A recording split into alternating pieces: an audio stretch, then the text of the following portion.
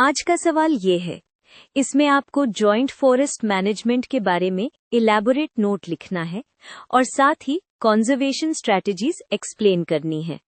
चलो इसको एक क्लियर स्ट्रक्चर में तोड़कर लिखते हैं ताकि आंसर कंप्लीट और वेल ऑर्गेनाइज्ड लगे। सबसे पहले हम जॉइंट फॉरेस्ट मैनेजमेंट का मीनिंग पकड़ते हैं।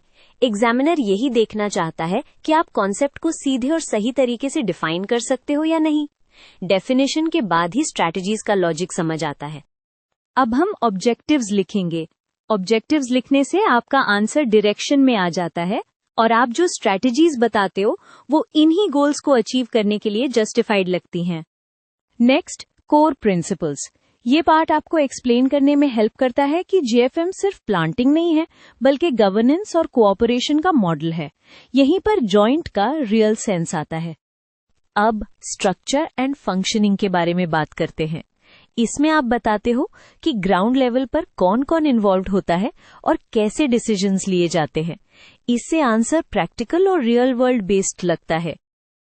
अब मेन डिमांड आती है कंजर्वेशन स्ट्रैटेजीज अंडर जेएफएम। यहाँ पर आपको बुलेट्स में क्लियर स्ट्रैटेजीज देनी चाहिए और हर एक का पर्पस भी फील होना चाहिए। चलो एक स्ट्रॉन्ग लिस्ट बनाते हैं। स्ट्रैटेजीज को और एग्जाम फ्रेंडली बनाने के लिए हम उनको कैटेगरीज में एक्सप्लेन कर देते हैं। इससे रीडेबिलिटी बढ़ती है और आपका आंसर इलैबोरेट भी हो जाता है विदाउट अननेसेसरी लॉन्ग स्टोरीज। अब बेनिफिट्स एंड आउटकम्स लिखना जरूरी है क्योंकि कंजर्वेशन का एविडेंस यहीं से आता है। आप बताओगे कि जीएफएम से फॉरेस्ट और कम्युनिटीज दोनों को क्या मिलता है। ये लिंक एग्जामिनर को कन्विंस करता है। हर गुड आंसर में लिमिटेशंस भी होती है। इससे लगता है कि आपने टॉपिक क्रिटिकली समझा है। बस एक कॉमन मिस्टेक अवॉइड करो, सिर्फ प्रॉब्लम्स लिख के छोड़ना नहीं, थोड़ा सोल्यूशन हिंट भी देना। अब क्विक इम्प्रूवमेंट मेजर्स, ये पार्ट छोटा रखो बट इम्पैक्टफुल। इससे आपका आंसर फ्यूचर ओरिएंटेड और पॉलिसी अवेयर बन जाता है।